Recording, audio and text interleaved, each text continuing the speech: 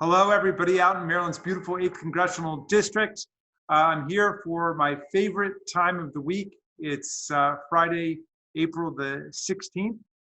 Tomorrow begins National Park Week. And we've got somebody who you're going to enjoy a lot, who's going to help you celebrate National Park Week. And he is a local treasure indeed. His name is Anthony Cohen, Tony Cohen. Who is an historian, an author, an explorer of the American past. He has actually walked from Maryland to Canada, retracing the steps of Harriet Tubman in the Underground Railroad. He went to American University and there wrote a paper about Montgomery County and the Underground Railroad, and now has a book coming out on journeys on Maryland's Underground Railroad, Great Escapes, it's called. Great Escapes is his book. We're very excited about that being released later on this year. And he runs the Button Farm Living History Center, a 40-acre farm that depicts plantation life in Maryland in the 1850s. And finally, he has been, well, he's got an incredible resume, but he has been a consultant on the creation of the Harriet Tubman Underground Railroad State Park and Visitor Center, which is out in Blackwater, Maryland, and we're encouraging everybody to go and see that. But for your really remarkable work, Tony, in bringing this history to life for us through so many different projects, we are recognizing you as our local hero this week, so congratulations. Well, thank you very much. I'm honored to be honored this way, and to further the cause of preserving Maryland's history. Yeah.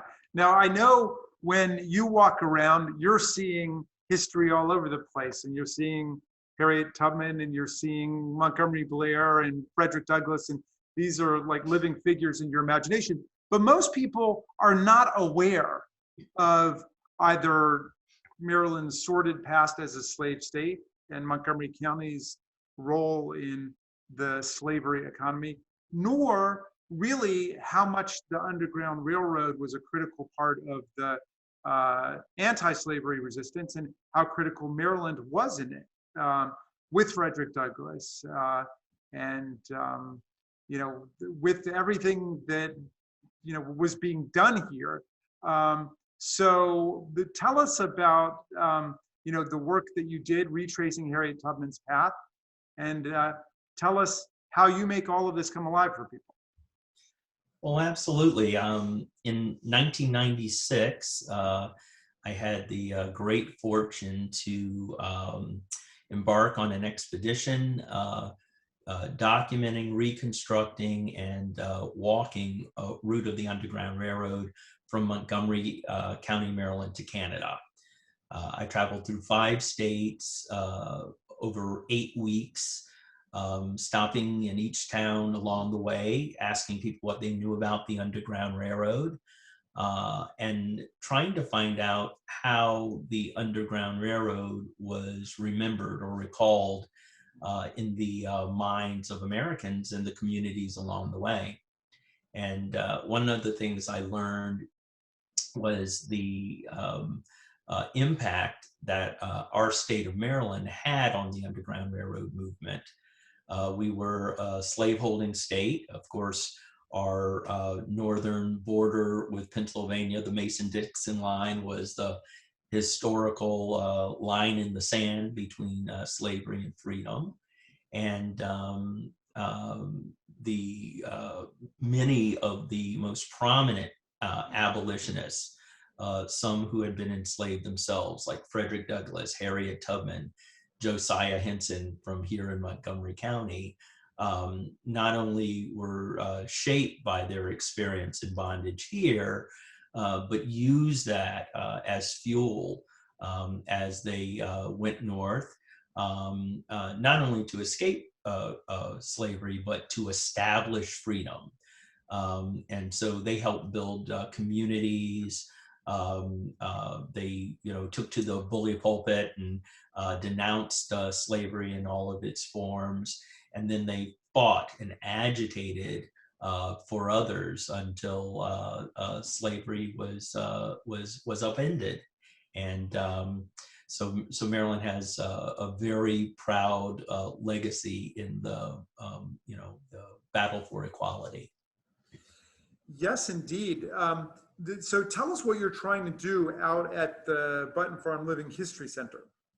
Yeah, so as a historian, when I started studying this history, I decided not to spend my time, teaching in academia or writing, musty old textbooks.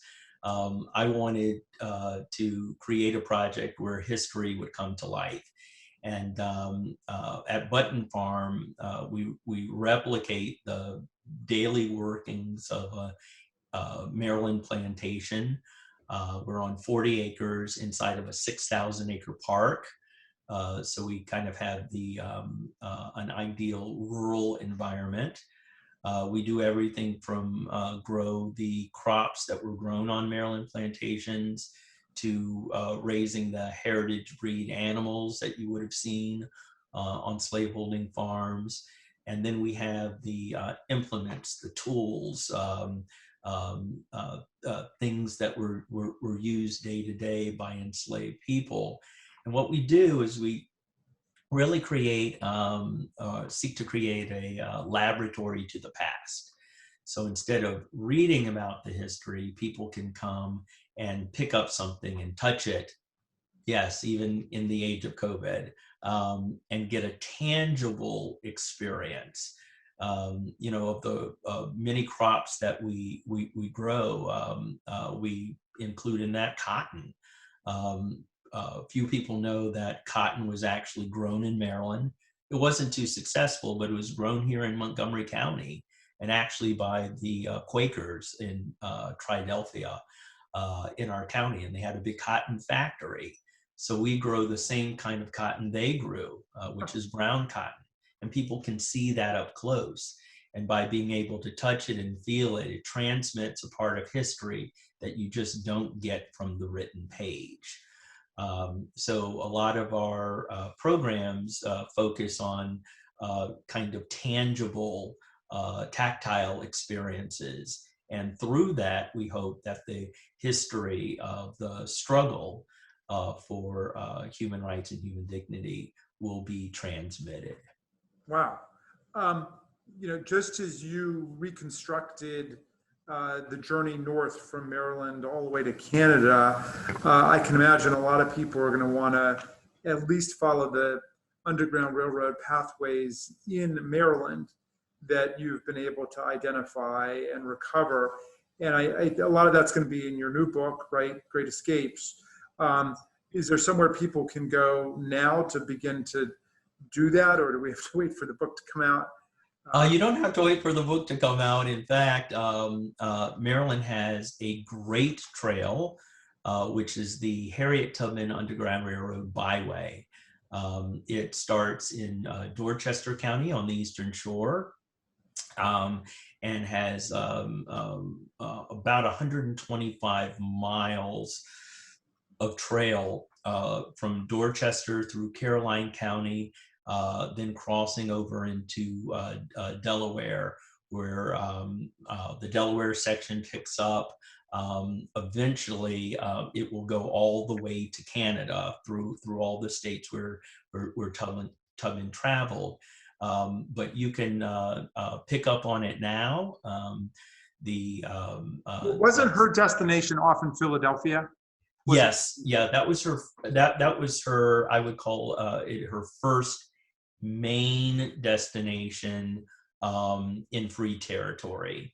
And when she got there, she was often hosted by an abolitionist named William Still, who actually helped shelter and then forward on hundreds of enslaved people. In fact, he wrote a book after the Civil War with the accounts of the people who went through his station.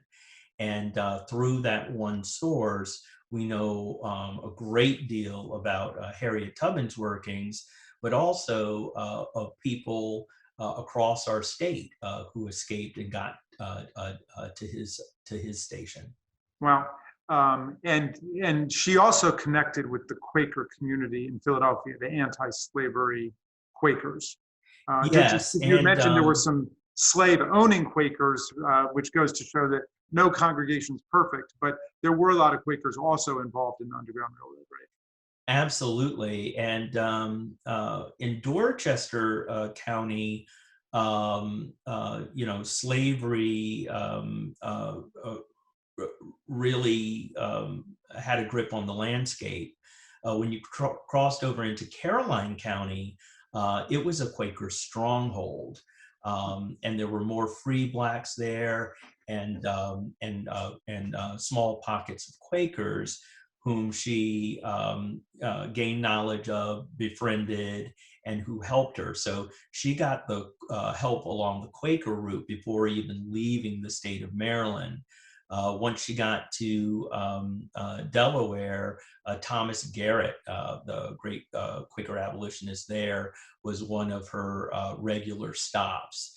And then, of course, in the Quaker city of Philadelphia, she felt pretty much at home, and was able to continue her work.